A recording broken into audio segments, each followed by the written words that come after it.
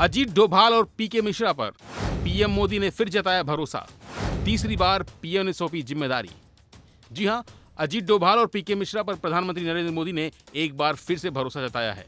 अपने तीसरे कार्यकाल में पीएम मोदी ने अजीत डोभाल को एक बार फिर से राष्ट्रीय सुरक्षा सलाहकार बनाया है।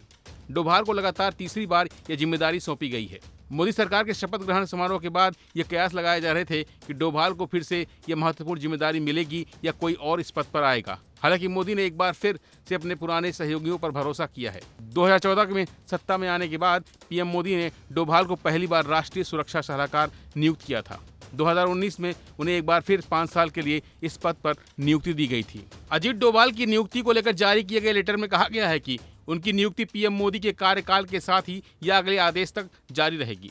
कार्यकाल के दौरान उन्होंने कैबिनेट मंत्री का दर्जा दिया जाएगा। इसके साथ ही उनकी नियुक्ति की शर्तें और नियम अलग से अधिसूचित किए जाएंगे। वहीं रिटायर आईएएस पीके मिश्रा की अगर बात करें तो वो भी अपने पद पर बने रहेंगे।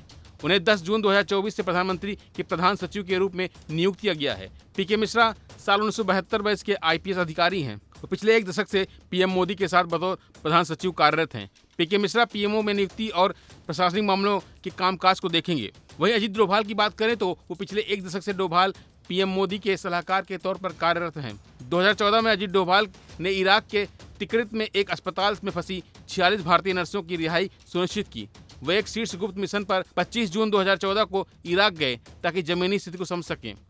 5 जुलाई 2014 को नर्सों को भारत वापस लाया गया। भारत की तरफ से सितंबर 2016 की सर्जिकल स्ट्राइक और फरवरी 2019 में पाकिस्तान में सीमा पर बालाकोट हवाई हमले डोभाल की देखरेख में किए गए। उन्होंने डोकलम गतिरोध को समाप्त करने में भी मदद की। इसके अलावा पूर्वोत्तर में उग्रवाद से निपटने के लिए निर्णायक कदम उठाए। 1945 में उत्तराखंड में जन्मे डोभाल भारत के सबसे कम उम्र के पुलिस अधिकारी हैं जिन्हें कीर्ति चक्र से सम्मानित किया गया है। यह सैन्य कर्मियों के लिए एक वीरता पुरस्कार है। अब आपको बताते हैं कि आर्थिक राष्ट्रीय सुरक्षा सलाहकार होता कौन है और इसकी नियुक्ति कौन करता है। दरअसल राष्ट्रीय सुरक्षा सलाहकार भारत की राष्ट्रीय सुरक्षा परिषद का वरिष्ठ अधिकारी होता है।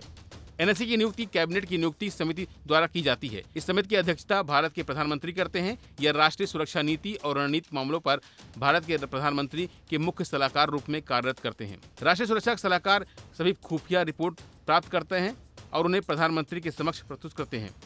एनएसए को भारत के आंतरिक और बाहरी खतरों और अवसरों से संबंधित सही मामलों पर नियमित रूप से प्रधानमंत्री को सलाह देने का काम सौंपा गया है।